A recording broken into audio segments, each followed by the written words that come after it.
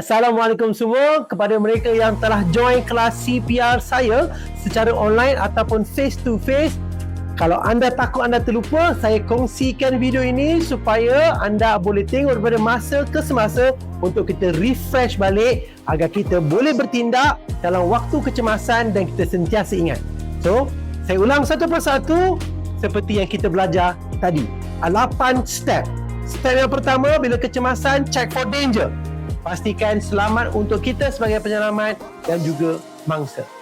Step yang kedua, check for respond. Hello, are you okay?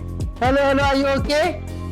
Sekiranya tiada respon, masih ingat? Step yang ketiga, scan. 1, 2, 3, 4, 5, 6, 7, 8, 9, 10.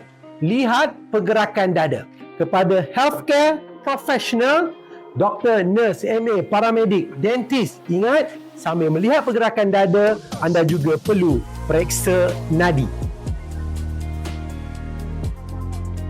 Ini hanya mengambil masa untuk 10 saat. Danger dah habis, respon dah habis, scan dah habis. Step yang keempat, shout. Minta bantuan.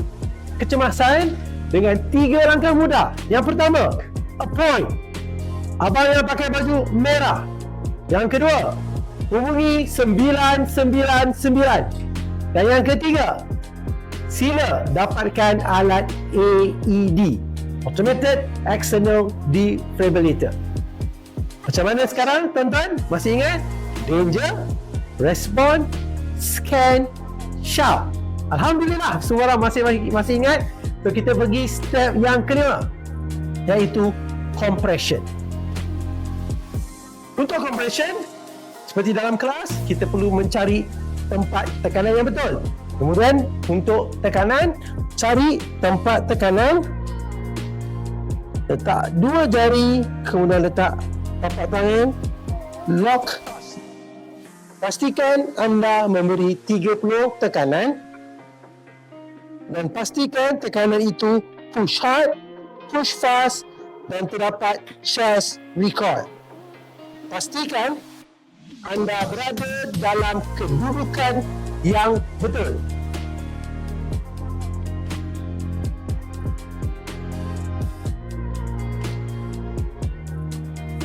Tuan-tuan, pastikan tekanan diberi 100 ke 120 tekanan seminit dan CPR perlu dilakukan di atas permukaan yang keras.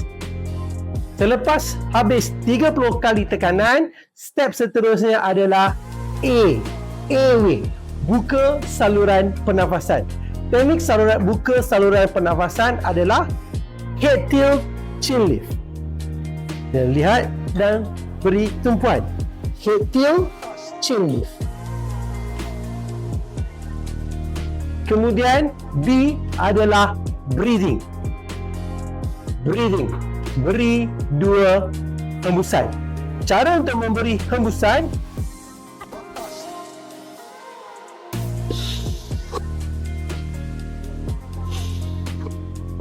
selepas memberi 2 hembusan, anda perlu sambung balik 30 kali tekanan. Jadi apa akan berlaku? 30 kali tekanan, buka airway, beri 2 hembusan, sambung balik 30 kali tekanan, buka airway, 2 hembusan dan diulang-ulang sehingga terdapat tanda nyawa, sehingga ambulans tiba atau sehingga terdapat pembantu pertolongan yang lain yang boleh mengambil tempat anda. Jadi, saya harap dengan perkongsian ini tadi, tuan-tuan boleh ingat balik dan tengok video ini supaya kita boleh recap. Tak naklah lepas 3 tahun baru nak belajar semula. So, habis untuk dewasa. Masih ingat apakah tindakan yang perlu dibuat untuk mangsa kanak-kanak, iaitu 1 hingga 8 tahun? Masih ingat? Mudah, semua sama kecuali part compression, iaitu daripada guna 2 tangan, kita menggunakan sebelah tangan. Dan terakhir untuk baby 1 tahun ke bawah, infant. Masih ingat? Kalau tak ingat, jangan lupa untuk cek video tentang ataupun cara teknik CPR kepada bayi yang kami kongsi di link di bawah. Itu sahaja. Sekian. Akademik Dr. Aizal Amal, satu rumah, satu terlatih CPR.